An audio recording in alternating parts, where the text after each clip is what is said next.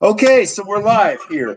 It's Christophe Clugston and Ken O'Neill, and we're sure to make you angry again because we're going to talk about some things. We're going to talk about the truth, but that's controversial to some people because they'd rather believe in lies, and we might be taking down their manufactured history, which is not correct, and we also might be denigrating their idols or heroes in some ways.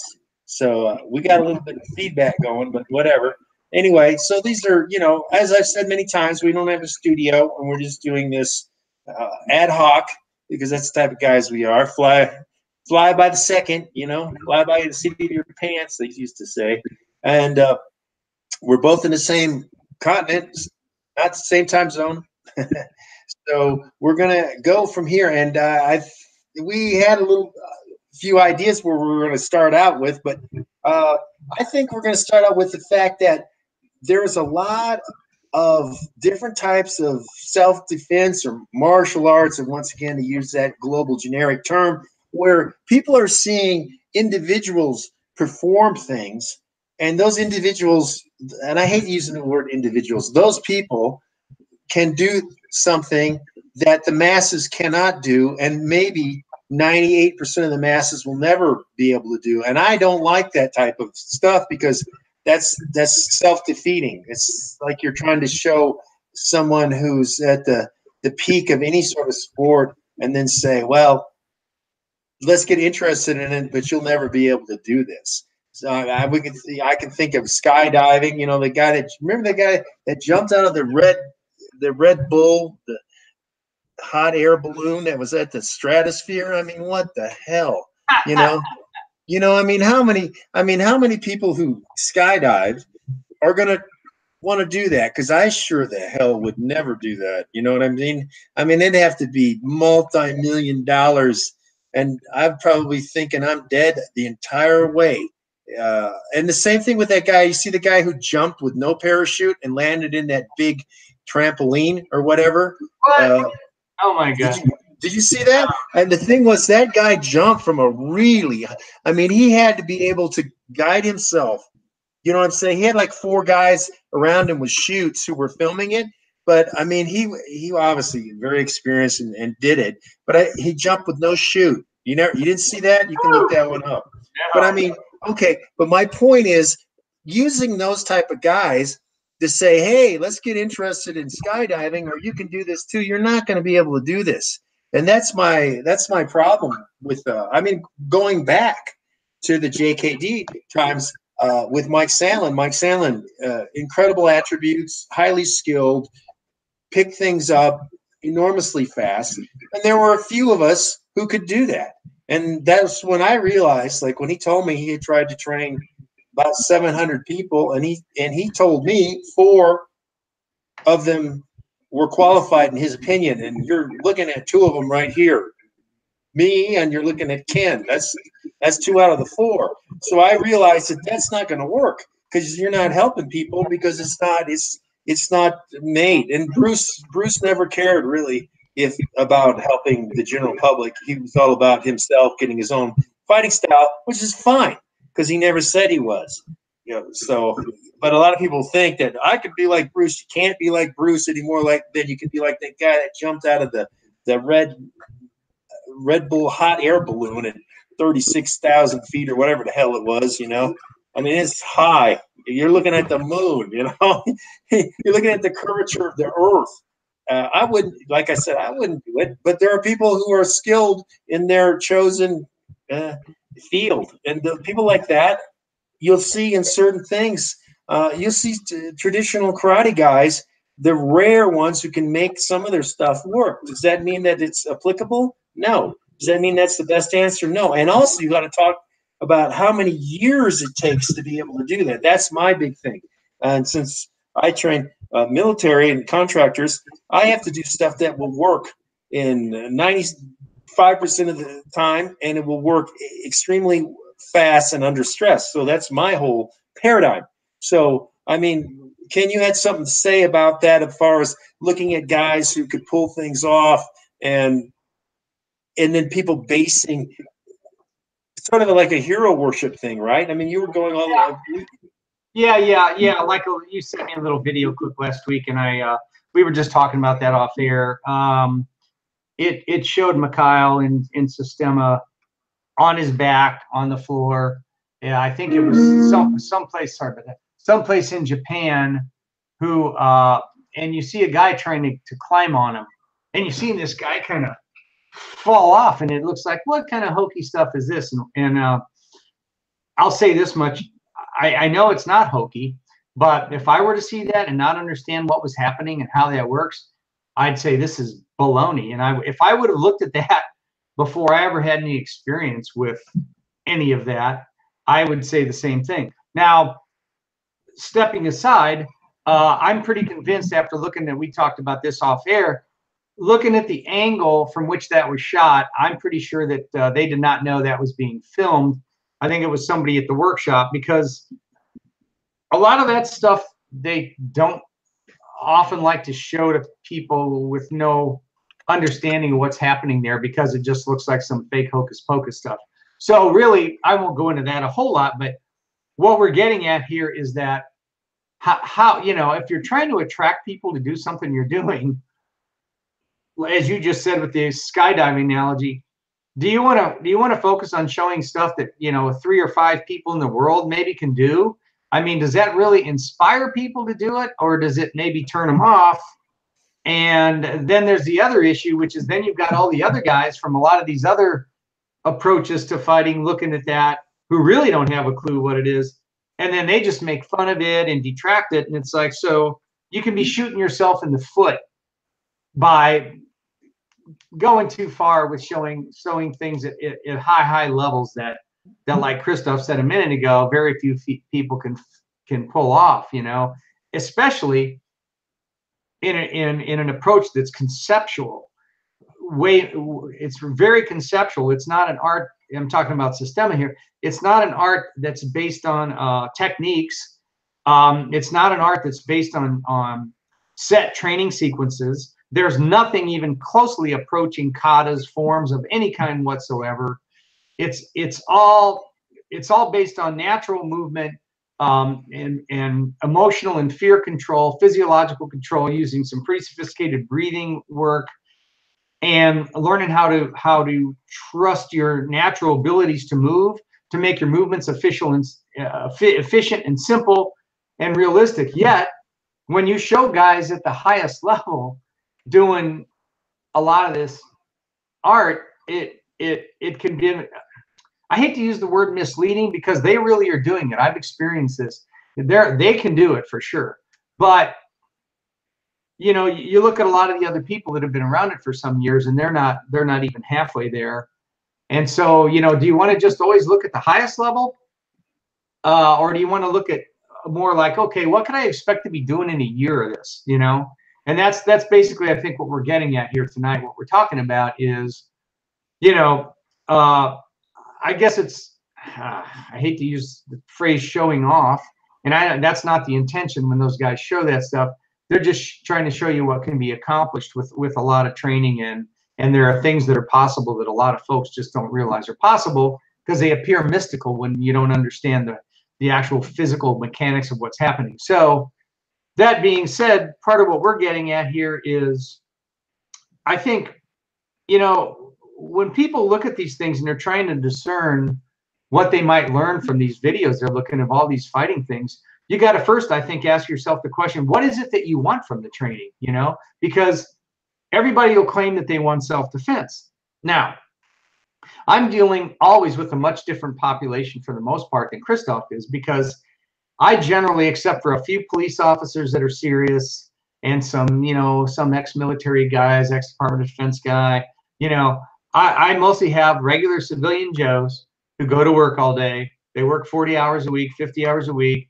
They go home to their families, and they really want some self-defense training, and they want some fitness training that's more interesting, that you do with a partner. These guys aren't out trying to be Bruce Lee. These guys aren't out trying to be high-level masters of anything. They're just really looking for a more interesting way to get exercise, and in the meantime, work some stuff that makes their bodies move in a way that are natural and more conducive to their abilities to defend themselves. And it's what I've learned over the years is when I do hardcore classes, which I used to really do, a lot of people fizzle out pretty fast. They don't want the pain. They don't want the bruises.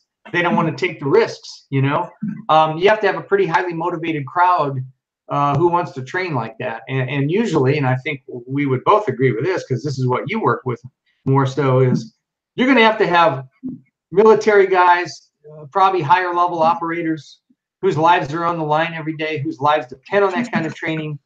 But to get the average Joe off the street to stick with that kind of training more than a couple months, with all my years of experience, I don't find many that will stay with it. That's why I've learned how to adapt and modify what I do to keep the way we drill realistic, but to not make the intensity levels so off the charts that guys are getting injured and dragging their ass out of class every night and having to go soak in Epsom salts and occasionally go to ER, which is what used to happen in the old days, you know. So I've learned if I want to keep students, I can't do that. I can't do that with this population, you know, because I don't have, you know, I've had things where SWAT team guys are there and stuff, and that's different. But with the general guy off the street, that's not what we do. That's not what they want. So you have to find middle ground, right? So that's where I'm at, and that's what I have to do, and that's what I try to appeal to, you know, rather than getting too far out with stuff with these guys. You're looking at guys doing stuff on those videos this has been their lifetime. This is what they do. This is their whole thing. They're not schmucks like a lot of the rest of us who are going and, you know, punching a time clock, and we might get to train, you know, 6 hours a week if we're lucky, or 8 hours a week with personal training. And even that's a lot for most people, I find. Most folks, that's a lot. Yeah, so that's the way I would frame it for right now. But what I'm trying to get to with this aspect we're talking about this week is that we have a lot of paradigms that just are not that realistic for the general public. And, right. And another one, let's talk about a different one that's very common, and that's the Filipino martial arts, or the Silat. Silat's even worse, in my opinion, is that you see these patterns. These people practice in patterns at all time. And you learn these patterns, and it's like choreography when you have two people. They're beating sticks. You're fighting each other's sticks. You're not fighting each other, which is what the Dog Brothers rebelled against back in the early or late 80s, early 90s. But the thing is, you have all these people still doing this and teaching this, and they're saying this will work. Patterns will not work.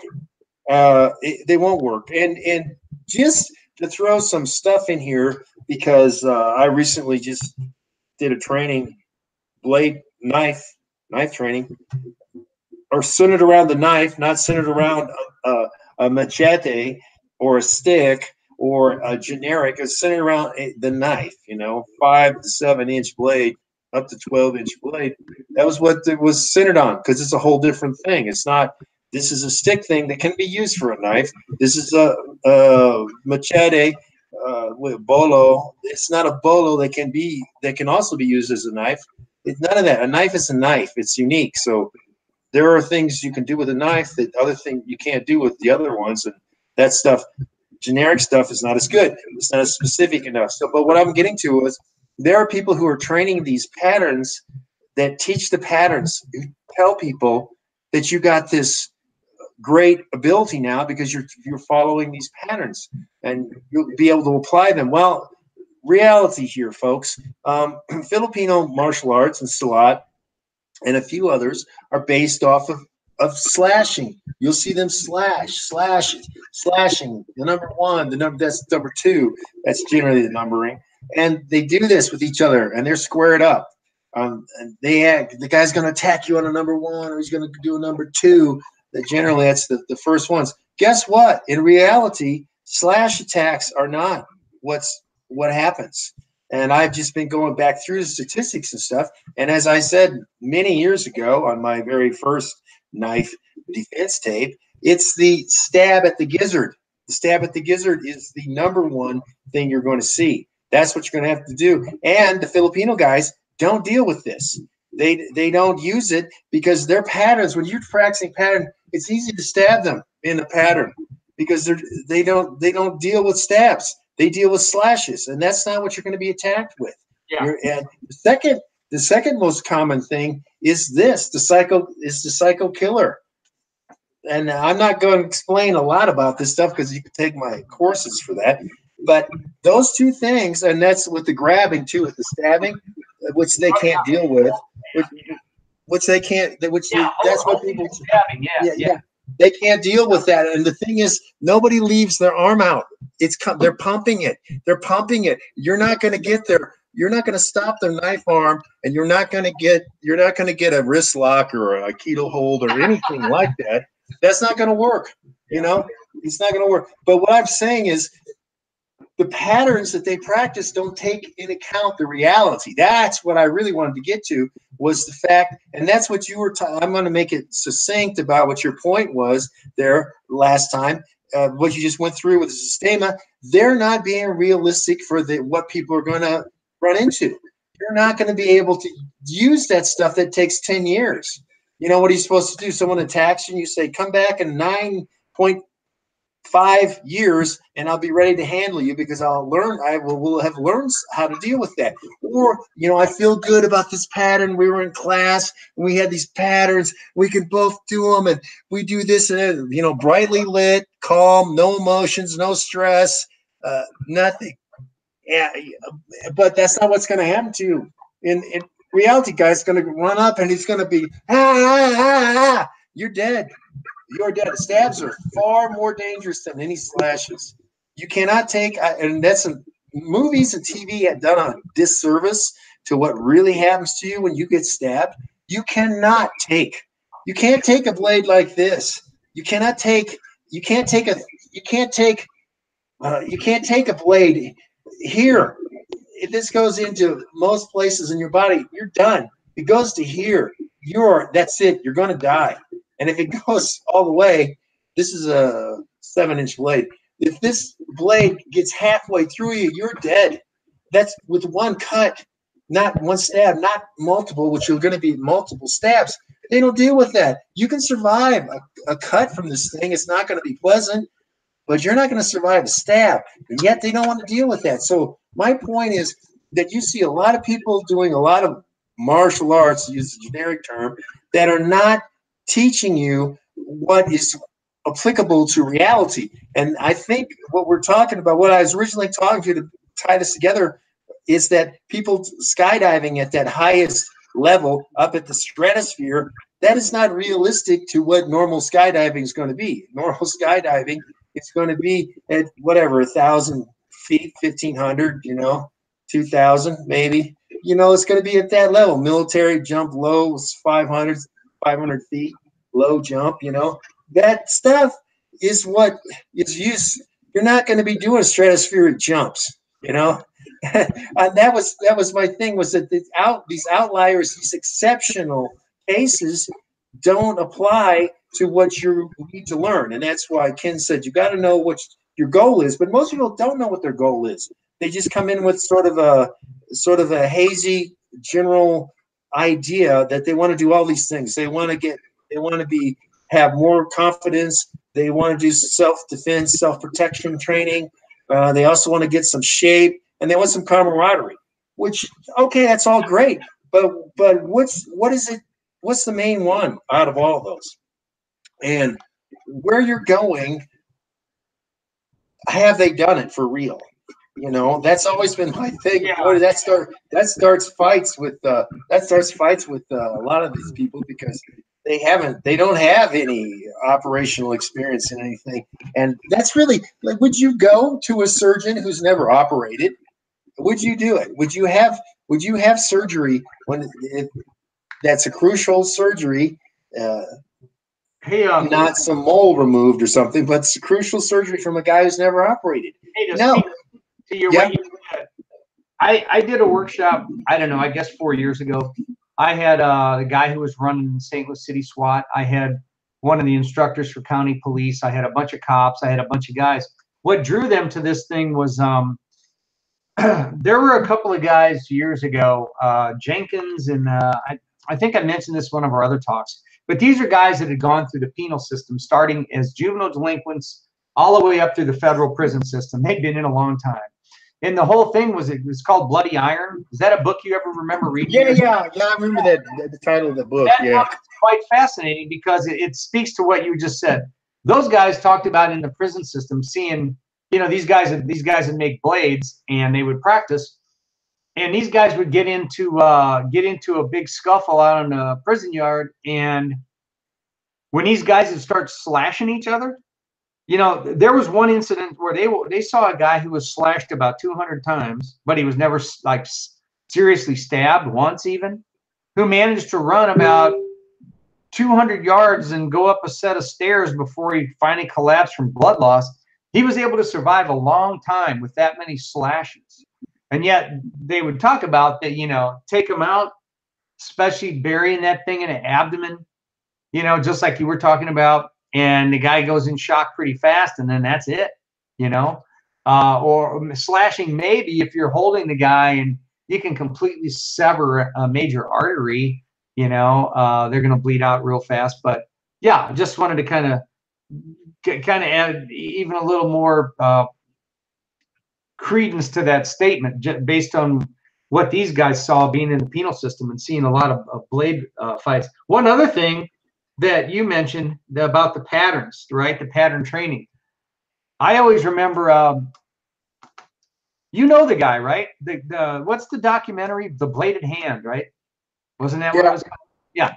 And isn't that the guy that you know that's actually really pretty expert on all the Filipino history and their arts and stuff? Yeah. Right? The guy that they talked to, believe that me. That thing was pretty well done, and I think the guy did a good job. But I think an unintentional thing that I find interesting, that I'm sure you noticed, it speaks to what you said earlier.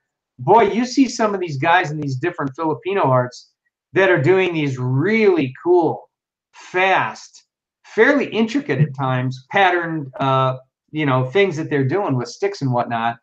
But then you see these guys put on some protective gear, and they get out, and they got gloves, and they got this helmet thing on, like it's kind of like a fencing helmet with the extra padding and all. And they get out there, and all of a sudden they start going at it hard, full contact. 90% of how pretty they look is out the window in seconds.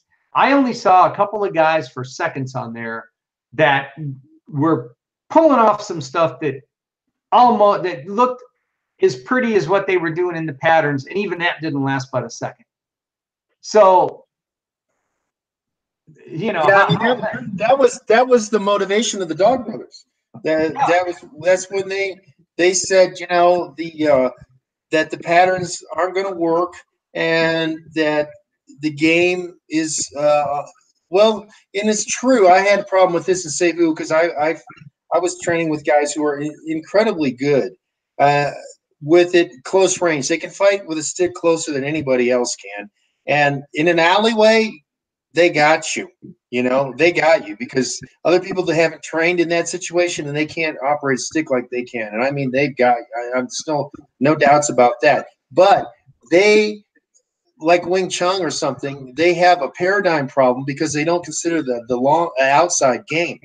And if you have space, you got to be able to handle the outside game before you can even try to get to that. Before you get here, you got to deal with this part. And that outside thing was really what the Dog Brothers excelled at. Really, that's what they found out. That if you can, because you want to be able to beat the guy at a distance. There's no reason to come in close unless you've already beaten the guy, you know. So that stuff that you're talking about, what you see there, because once again, they're not suffering the consequences of getting whacked, which changes everything. I even talked to Mark Binney years ago. And I told him, I said, even though you guys are using rattan sticks and you're hitting hard, I said, you're wearing gloves and stuff. I said, what we do is we wear no gloves and use PVC. And that changes everything because the PVC is not going to hurt you as badly as the rattan can, but you're not going to get hit on the hand because you get hit on it. That's the game, man. I'm giving out a secret here. That whole game is about the hand. That's why Europeans developed hand guards right away. On all their weapons, you see handguards. Why? Because that's what they went for. They didn't come in and try to do other stuff. They went for the hand. Yeah, it was a distance game, and that's what the Dog Brothers showed from realism. Although they didn't go enough. And of course, Mark Denny has got personal problems with me, or has had over the years. You know, I'm a little too real for him, and which is good. You know, which is good. And but anyway, what we're trying to get to is like people selling you an idea, a theory, and that's the thing. And you have to say how many people have applied that in reality, and has it worked? And let's just talk about the prison thing again, because a lot of people, I see all these idiots who I made a bunch of videos. You can look at them talking about what's wrong with Piper, what's wrong with Libre. All these guys say they have knife systems. They're not. They're knife attacking. They're attacking people with a knife. How damn hard is that? Number one. Number two, they all want to Libre wants you to buy their custom made $700 knife. They're not the only ones. It's a short blade. You know, it can't do. I got a lot of blades here. You know, I got a lot of blades. Here, it can't do anything more than this. This is a Mora. Moras are well known to those of people who know what they're doing. This is a Mora blade, sharper than living hell. Swedish. Anyway, so this Mora knife, which is very light, is better than what they're using. But what they don't want to tell people, they will say, well, our stuff, you know, people are killing each other with sharpened toothbrushes. You know, you can die from a bad blade. The only difference is a badly constructed blade is not going to hold up to repeated usages. But is that going to matter to you when you're dead because you got stabbed with a toothbrush? You know, are you going to say, well, you're not going to be able to kill 20 more guys with that? You know, who gives a crap? But anyway, so you got to know that too. When you go to a system and they say we're a knife fighting, you say, really? How many times have you guys ever fought knife on knife? And if you're talking about attacking people with a knife, you know, who can't do that? Who can't? That's like saying, hey, Ken and I have a system we have a fighting system. What's it based on? Guys sleeping, you know, we just jump on them, you know, when they're sleeping. Yeah, that's our fighting system. It's not a fighting system. That's an attacking. That's an ambush. That's an assault system. Don't act like that's something, you know. It's nothing. It means nothing, you know. If you're going to be a fighting system, it means you can handle fighting another person who sees you coming, knows you're coming, and that it's not an asymmetrical thing, that's the same thing as saying a drone strike is fighting. Drone strike isn't fighting. Drone strike is just execution. And that's the same thing with a lot of these guys. So you got to know that when you're going to go train someplace, you got to know. You got to ask them, so what's your operational experience? Yeah, really? So, and they're like, well, you know, people don't have two knives. So what you're saying is you carry a knife around to attack people, right? Is that what you're saying?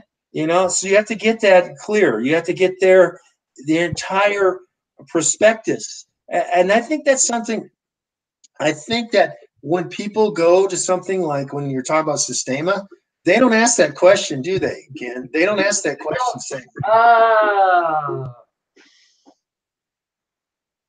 well, inadvertently they ask it by their actions, I think, and how they approach things. I mean,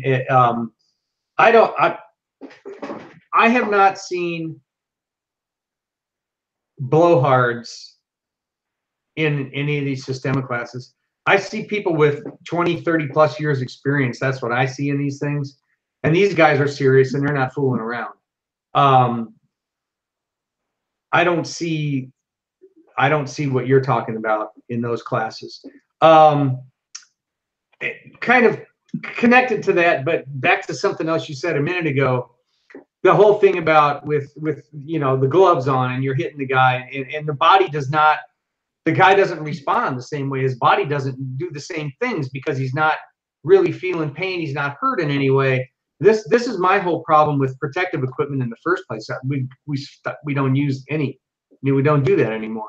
We hit each other, you know, and there's ways to train that, as you know, to be able to handle that, not just physically, but you know, emotionally too. And I think it's a real danger. I remember when model mugging came out. That was the first organized thing I ever saw back in the early 90s, where they built some heavy body armor stuff, you know, and you saw that stuff. And you know, I think there's times to use that if you're trying to build confidence in a person to actually strike a person's body full power, full blast. They're not used to that. I think that kind of equipment can be good for things like that.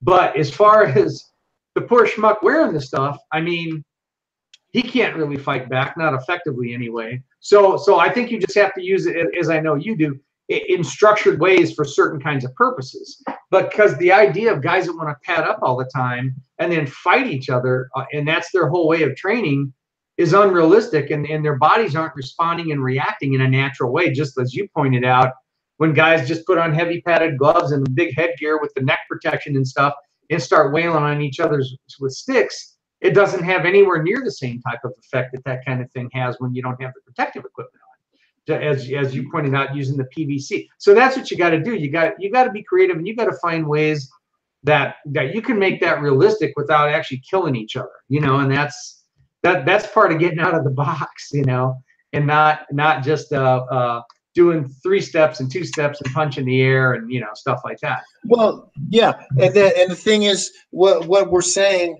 here, and this is this is why I constantly talk about Silat, because they do things that are very patterned. You know, you're gonna do 1, 2, 3, 4, 5, and the guy is just going to be stationary while you do all this. Number one, the biomechanics of all 5 moves don't actually work. But the thing is, it doesn't work when it's dynamic. And by dynamic, we mean you're not getting any reaction from the person. Now, one of the things I have a problem with the Dog Brothers, and this is why I told them to use PVC, was because you're seeing guys taking hits on the hand and then coming in. That will not happen in reality. Are you kidding me? You hit somebody with ironwood on the hand, that's it. You crack them hard, or you don't have to crack them that hard with an ironwood stick, which is very dense.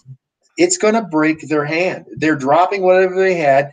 Their hand is going to start swelling up. They're not going to be able to use that hand. They're not going to keep coming in, and they're not going to be able to use that hand, even though they might want to. So that's unrealistic. And you see the same thing with what I'm talking about with Silat. The guy is not fighting back. They're always very compliant, and they throw a lingering punch or something, and the guy does some sort of, because they're trying to impress people. Once again, here's the difference, and we're kind of getting in a different zone, but it's all connected, and that's why I'm tactical. Because with tactical shooting, you don't do 29,000 different ways of pulling the trigger. You use the same way of pulling the trigger. You just do it in different circumstances.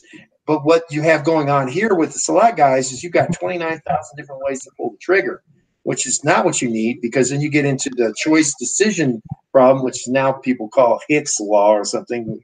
When I learned it way back, it was just a choice decision delay problem. So you have that. And what I'm getting to here, what our thrust we're trying to get with this is that you've got to know what you're after when you want to train. If you want to train for flexibility, then yeah, go to Savate, go to Taekwondo if that's what or ballet or whatever, if that's what you want to do. But if you're trying to learn effective kicks that are going to work in reality, those are not the places to go. Well, Savate is, because they kick low, very low. You need places that will do that, but if you're trying to just work on flexibility and say that you're going to do self-defense, realize that flexibility is not the biggest attribute to winning or extraditing yourself from violence. That's not it. It's so you got to know these things, and this is what we've done for a long time. So what I'm trying to do is point out to you that you need to consider these ideas, which you probably haven't considered before. You need to make a list of things, like the person here. Here's a little homework for people. They should write down what they think are the important qualities to getting out of a violent situation. In violence, I'm not talking about de-escalating through words, because here's a big difference. When people talk about bar fights and street fights, anything that you can talk your way out of or that you can talk about, that's not violence in my esteemed expert opinion. Violence is when people run up on you. There's no talking, or it's war, or it doesn't matter what you're going to say. They're going to carjack you, They're going to kidnap you. They're going to rob you at the ATM regardless of what you say. It doesn't matter. You cannot talk your way out of it. That's violence. Now, how do you get out of the, what are the important things about getting out of those violent situations? Is it flexibility? I don't think so. I wouldn't even put that in my top 20 list, maybe. You know, flexibility is not going to be there, regardless of what Cynthia Rothrock wants to pull off in some of her movies. It's not, or Jean-Claude Van Damme. It's not gonna be about flexibility. Just to pick a very obvious trait. So you need to make a list of what you think are the ways that you can extradite yourself from extreme violence. And then if you're going to go train with somebody, you compare your list against what they tell you, and see if those two are the same, and see if their input changes what you think, or you see if what they tell you is completely way off base. Like if they tell you it's flexibility and traditions or patterns, then you better think again, because I'll tell you from my expert years of doing this stuff, it's not about that. It's not about patterns whatsoever. It's your ability, as Ken and I both know, because we were trained this way from day one, is that we dealt with random attacks. They could come from anywhere, at any angle. We didn't just practice, okay, guy's going to throw a hook, now we do this. We didn't practice like that. It was like, the guy's going to hit you. We didn't know how he's going to hit us. We didn't know where he's going to hit us. We generally knew it was going to be in the head, you know, because that's the real target for people. In reality, they're not going to body punch you. So we just had to learn how to deal with that. You know, you just brought something up that's really good here. That you know, at one point back in CMAA, Jay said, "Hey, you know, go out and look at all these self-defense programs around town." I think I mentioned some of this before.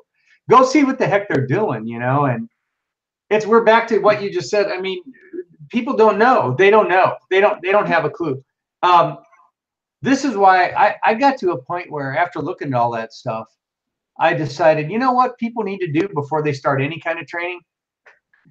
They need to listen to a talk for 2 hours on what's real and what's not.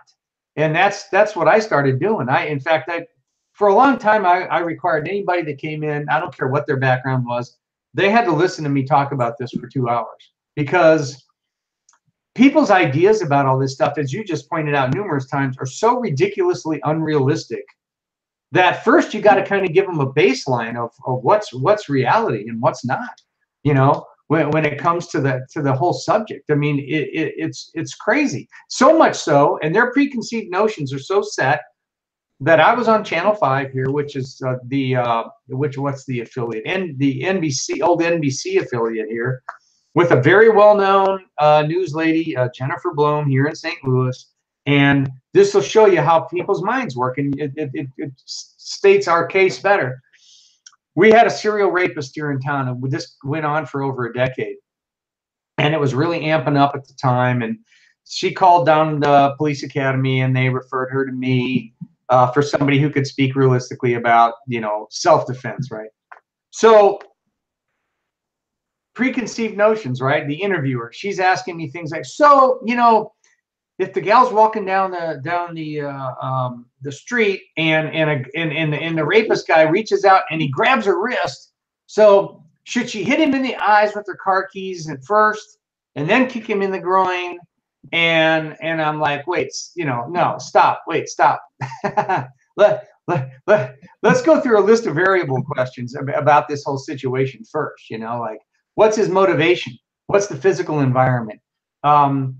Is the person he's attacking, do they see it coming at all? Or is it just, this guy's just on him? You know, what's their state of health at the time? What's their emotional state at the time of the attack? Are they walking?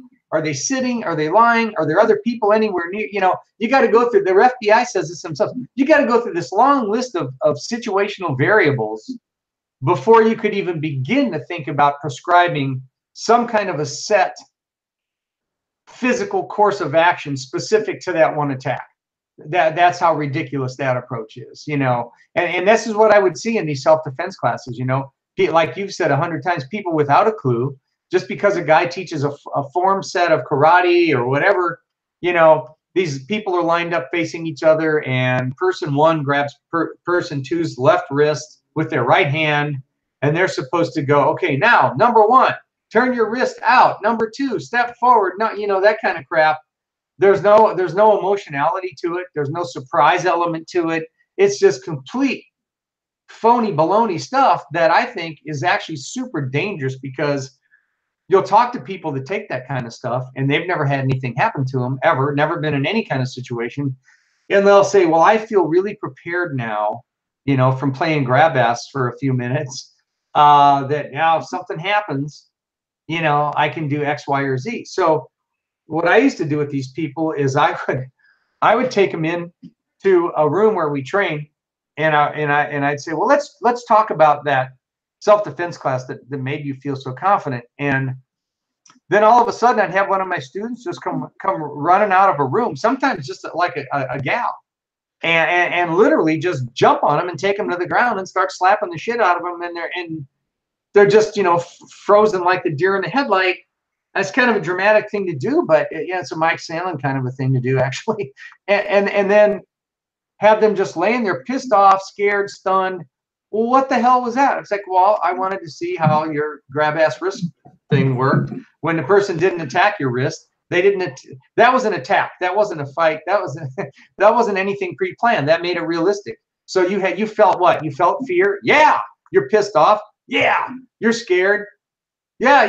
I feel fear. I'm scared. I'm like, okay, so that now we're in the zone of reality. We're starting to talk about this subject from a realistic standpoint.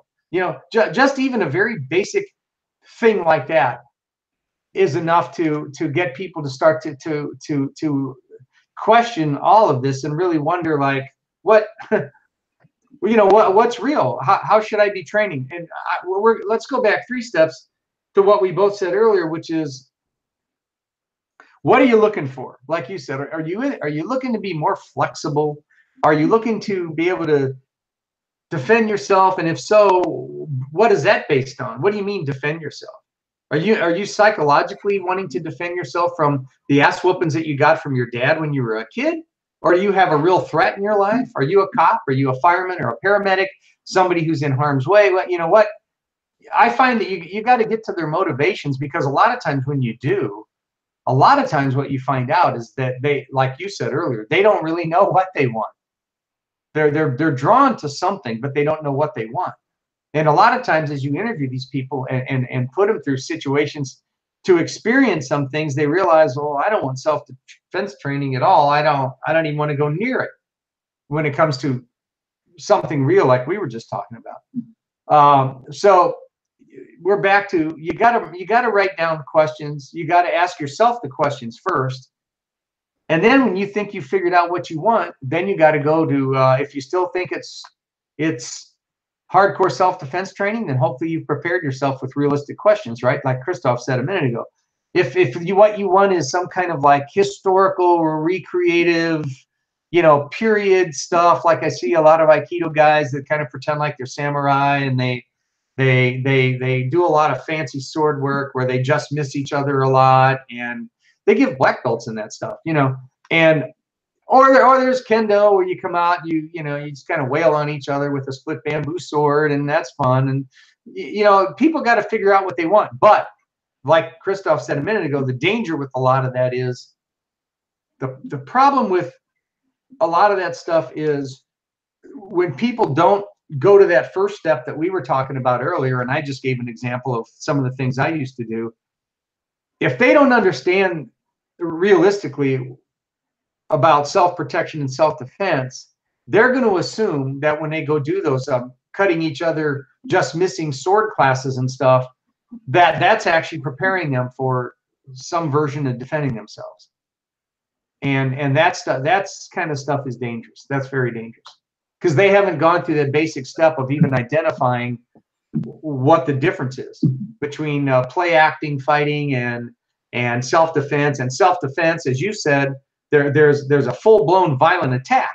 Well, that's not fighting. You know, fighting is when you know something's happening. Like Christophe said, if you're face-to-face with someone and it's a verbal argument that may end up in a physical altercation, and there's a chance that you can verbally escape that and or physically. Well, that's not the same thing as an attack. Attack is something that's unplanned. All of a sudden, you know, you just walk past a building and there's a little causeway and you're thinking about going home and getting some nookie, and all of a sudden there's some guy pulling you backwards from behind. He's got his freaking knife to your throat, and he's, you know, he's starting to cut you or whatever. You know, now these are two different things. Yeah. Yeah. What I think is a good takeaway for people is to actually write down what they're interested in. And we kind of discounted a whole gigantic faction of people because they're interested in MMA. You know, they want to do sport fighting. Okay, so nothing wrong with that. I did it for years. I was a professional fighter. So the thing is, be certain about what you want to do, but don't confuse.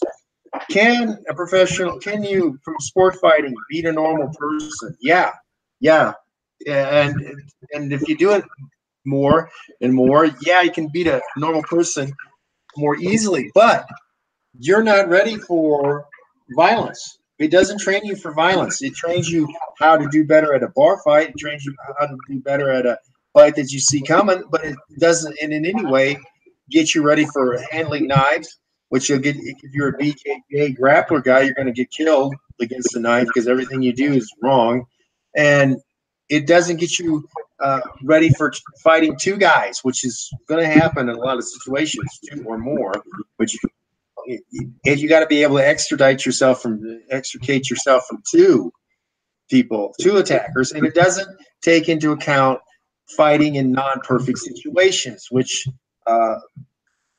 you're really not ever going to be wearing rash guards or Muay Thai trunks or whatever. You're going to be out wearing your normal clothing. And that means you're going to have shoes on. You're going to have boots on. It means you're going to have no gloves on.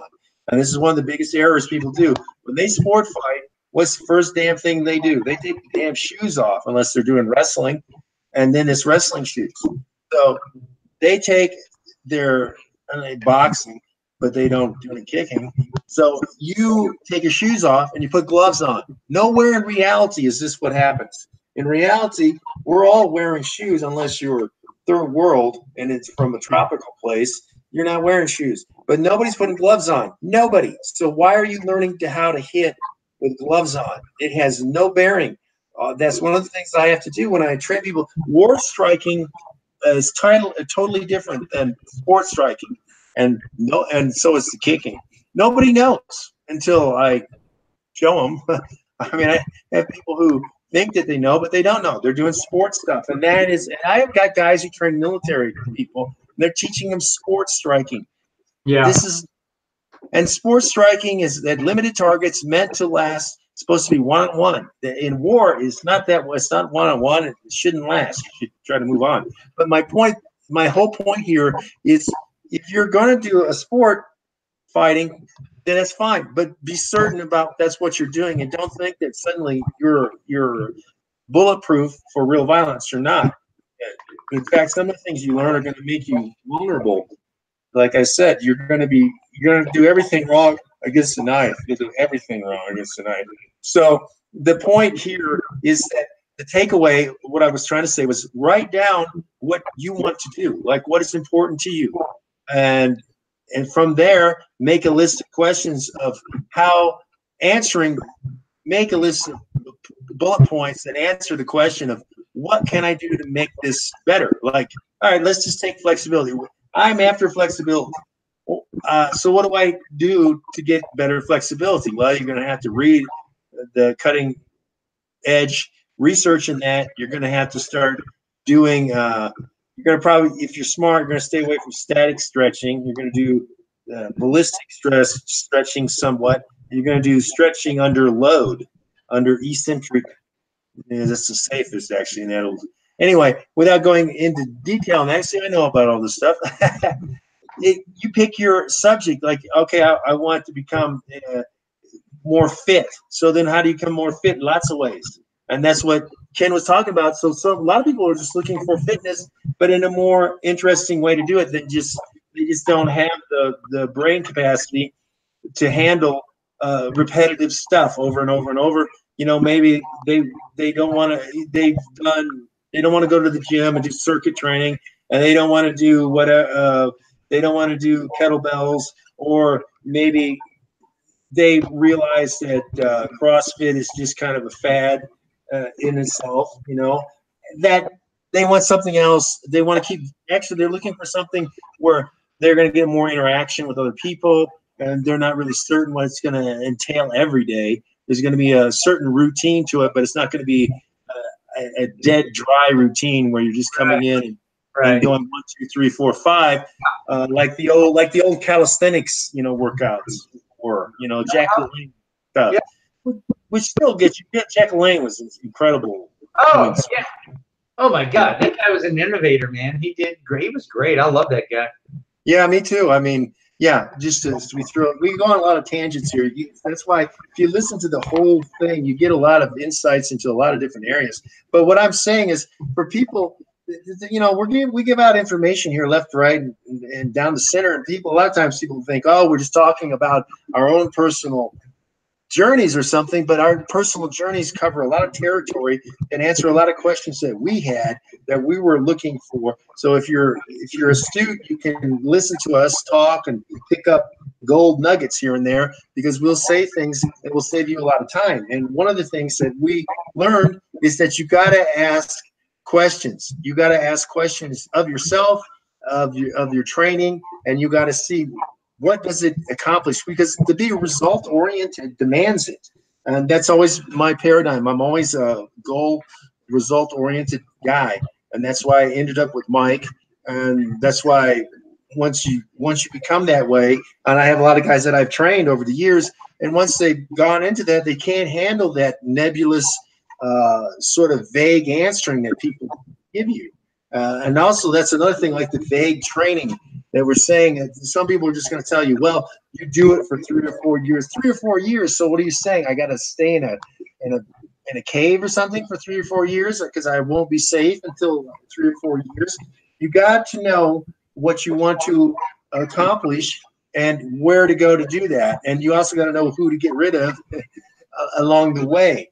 And I mean by trainers, by that factor. Like, I'm not going to go to a CrossFit gym. Why? I've already been a professional athlete. And what I see them doing is only tantamount to becoming a CrossFitter, which is what they had to make their own games. Otherwise, people would have given up on the thing.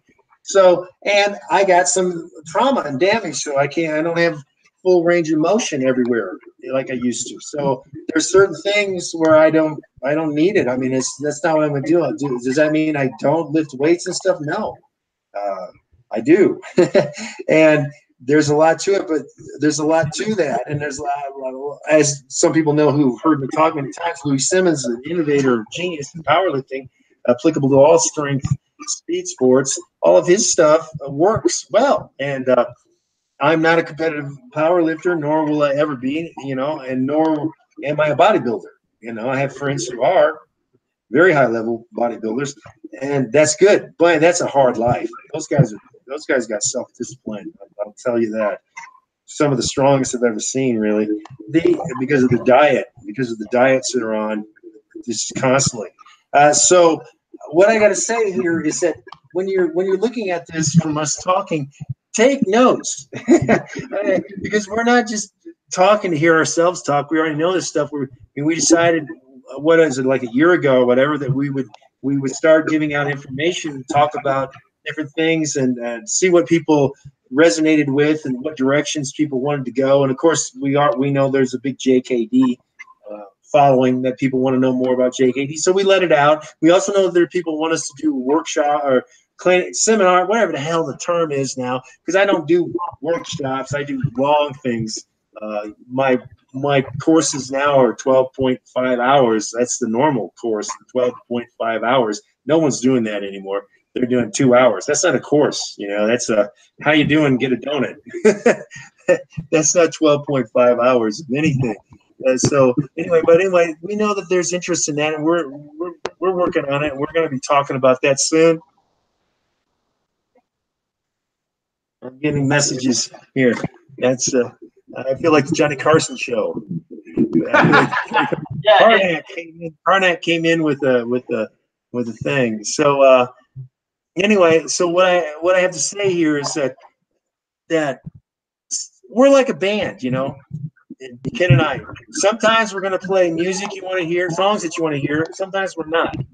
So you have to listen to all of it to decide. And then other times you'll realize that oh man, this group plays a lot more music than I thought. I thought they were just a certain genre of music. Although you're never going to hear polka, and you're never going to hear jazz from me. I can't stand stuff. But,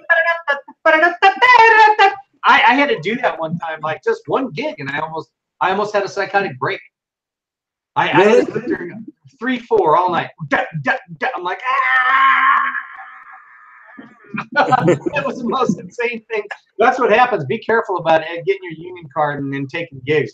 I learned the hard way, man. They'll throw you into some nasty stuff. Whew. Anyway, that's a side note. Hey, I'm gonna have to wrap up here. All right, cool. So anyway, so people with legitimate questions or comments, leave them below below the video. And it helps if you have a real name, because I just don't really give a lot of credence to people who use assumed fake names, because like in the courtroom, you can't anonymously say stuff because it doesn't have any validity. So the same thing, we'll take things more. And what I'm looking for here is just feedback on what we talked about, feedback on directions you'd like us to go in future talks, and then just relevant comments on the actual things we talked about. I know that people are going to say, you don't know what you're talking about. Yeah, that's why I'm a world expert, and you're not. You know what I mean?